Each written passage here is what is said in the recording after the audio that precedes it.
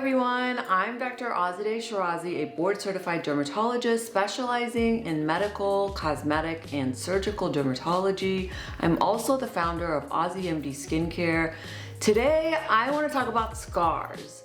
Everything you want to know, how to prevent them, how to treat them, how to erase them. This is something I get asked all the time, whether I'm at a party, whether it's in the office, whether I'm just, on the tennis courts with my kids. It's something that gets frequently questions about scars because let's face it, we've all had some injury at some point, or a surgical procedure or something like that. Now I do have a whole video on acne scars specifically, so check that out. Today I'm gonna mostly focus on scars that we get from injury or procedure and things like that. But before we get started, don't forget to rate, review, and subscribe, and share this with a friend who might find this information helpful.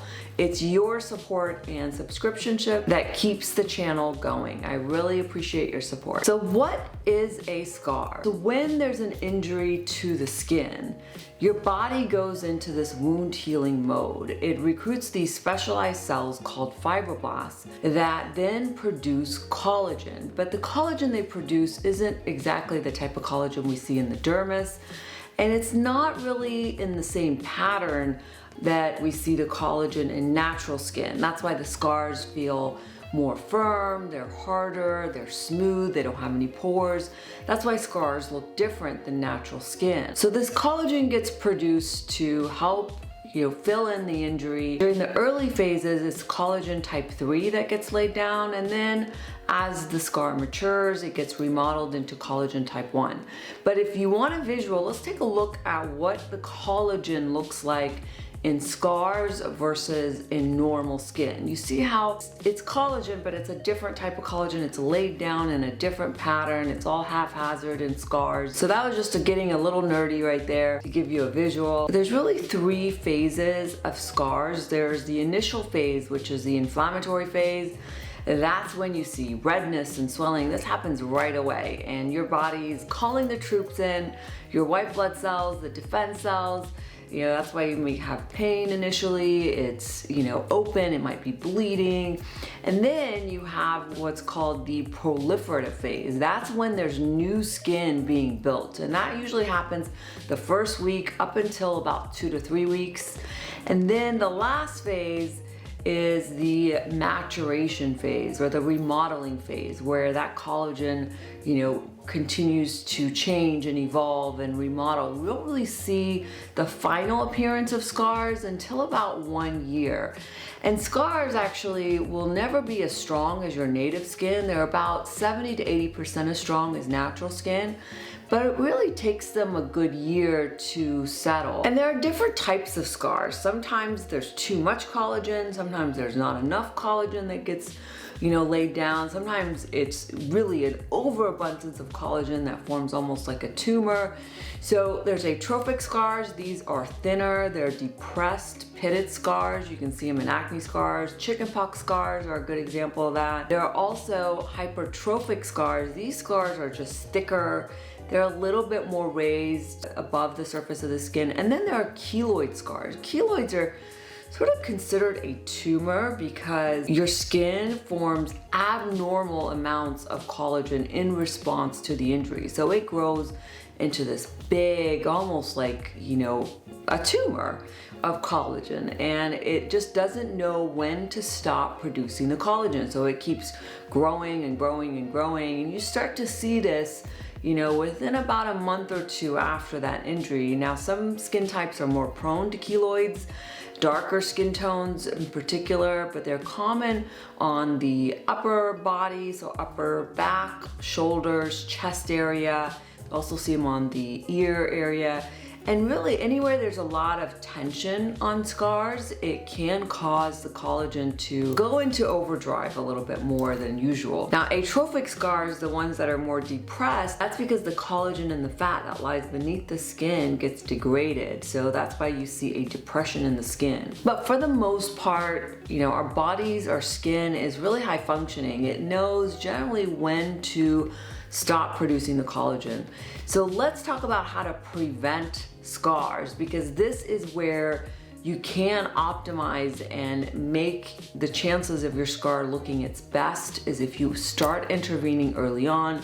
And the more you understand how scars work and behave, the more you're going to be able to help prevent them in the first place. It's really important for you to know anytime there is an injury to the skin, whether it's a cut or a deep cyst or a deep severe acne, there's always a chance for scars to happen. And when you go in for a surgery, a procedure, if you're having anything removed from your skin, anybody that tells you they're gonna do it without leaving a scar, run. They are not being honest, or they just simply don't know any better.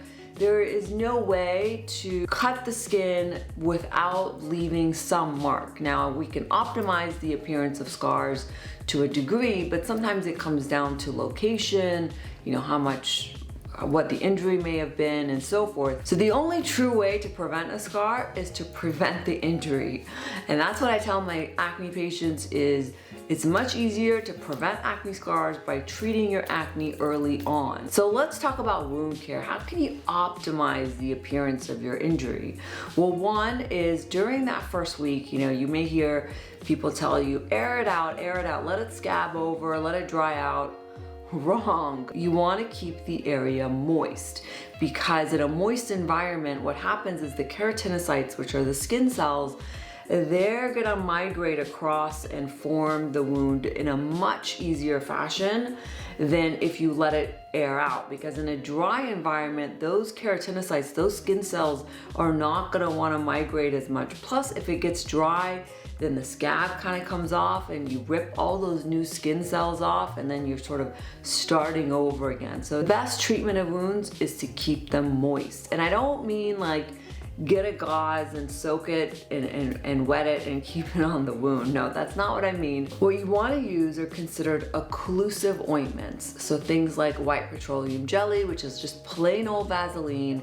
What that does is it forms a coating, protects the wound, prevents water loss from the wound, and that's what you want. I don't recommend using Neosporin because it has neomycin. A lot of people develop sensitivities to that, and that can actually delay the wound healing. Now, if your doctor prescribes a specialized ointment like mupirocin, then you want to follow their instructions. Don't listen to me, always listen to your doctor.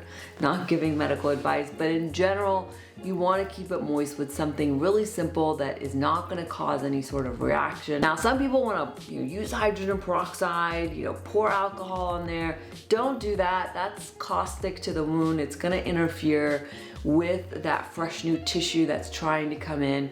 You just simply want to use liquid soap and water, wash it once or twice a day, apply the ointment. If it's an area like back of the hands or back of the arms where it's prone to getting hit, you want to cover it. You want to create this nice, nurturing environment for the wound to allow the skin cells to come in at the best possible rate and way. Which brings me to reduce tension. If you have a scar or a injury or a surgery on an area where it's under a lot of tension, so like the arms, the knees, you want to try to minimize the movement, because the more movement the scar gets, the more likely it is to spread, to thicken, to darken, all those things. So scars heal the best when they are not being pulled and pushed and so forth.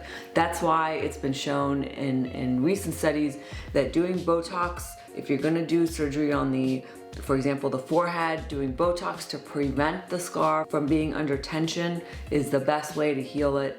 They just do so much better when they're not being pulled. I use Botox a lot for a lot of my procedures to prevent and optimize the outcome of the scar. And so number 2, SPF, sun avoidance, sun protection, whether you're covering it.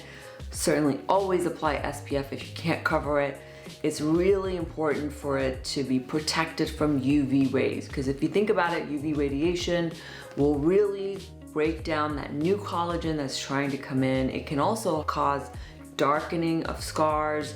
It can cause them to stay red, and pink much longer.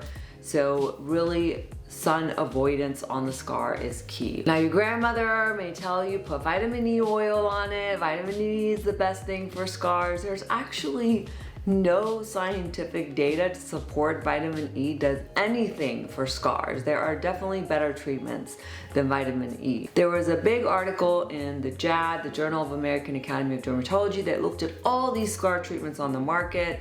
You know, Mederma, which is onion extract, vitamin E, silicone gel. You know, they went through all these, you know, scar treatments. What came to be the most effective at reducing scars were silicone gel sheets. There's something about that compression with the silicone gel that performed superior to any other scar treatment, and that's just, you know, scientific studies that have been done. That's what I have my patients start on, generally at about 1 to 2 weeks after the injury, or if you have your sutures removed at 2 weeks from your procedure, at 1 week, that's when you want to start those silicone gel sheets, and you want to wear them for about 8 to 10 hours for about 3 months. And that is really, the first 3 months are critical. Now there's some evidence with jojoba oil, and there's some evidence with Mederma, which is onion extract, but other ingredients like allantoin and some hydrating ingredients that may be helpful.